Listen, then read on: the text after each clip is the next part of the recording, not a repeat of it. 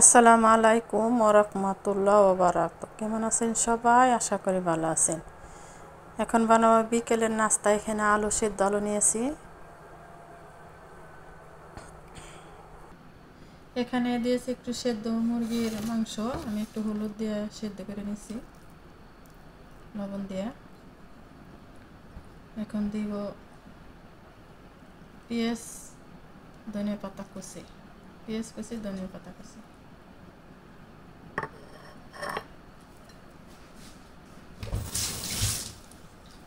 পেঁয়াজ আর ধনিয়া পাতা একসাথে আমি কুচি কুচি করে কেটে নিয়েছি।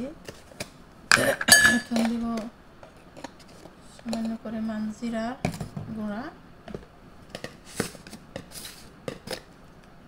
সামান্য পরিমাণ ধনিয়ার গুঁড়া,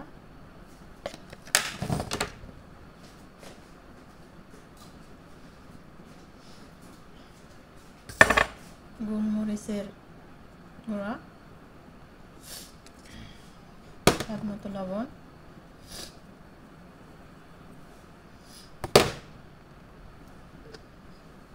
একটা ডিম,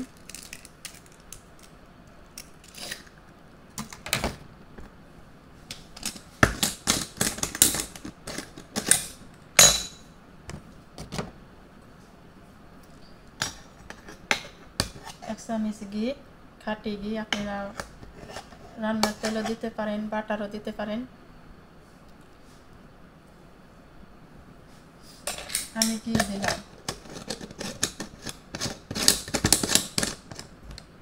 এখানে পানি দেওয়া যাবে না, দিয়ে দিলাম পেটকাম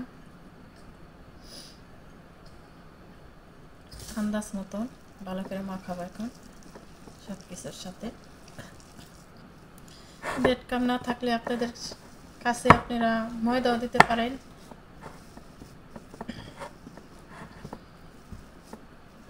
মাখানো হয়ে গেছে, একদম শুকনো শুকনো বানাইতে হবে।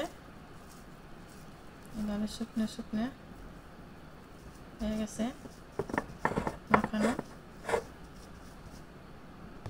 এখন আমি এইভাবে বলের মতো শেপ দিয়ে নিব।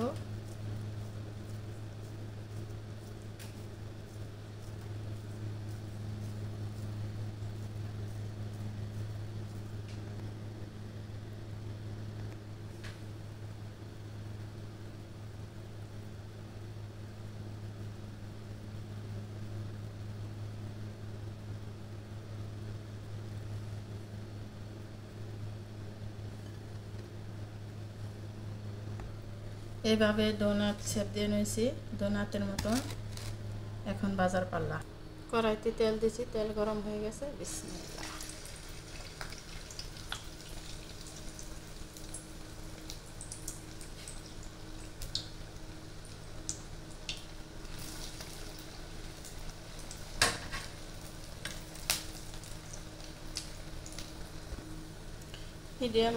মিডিয়াম আঁচে ভাজতে হবে, একদম হালকা, যিনি পুড়ে না যায়।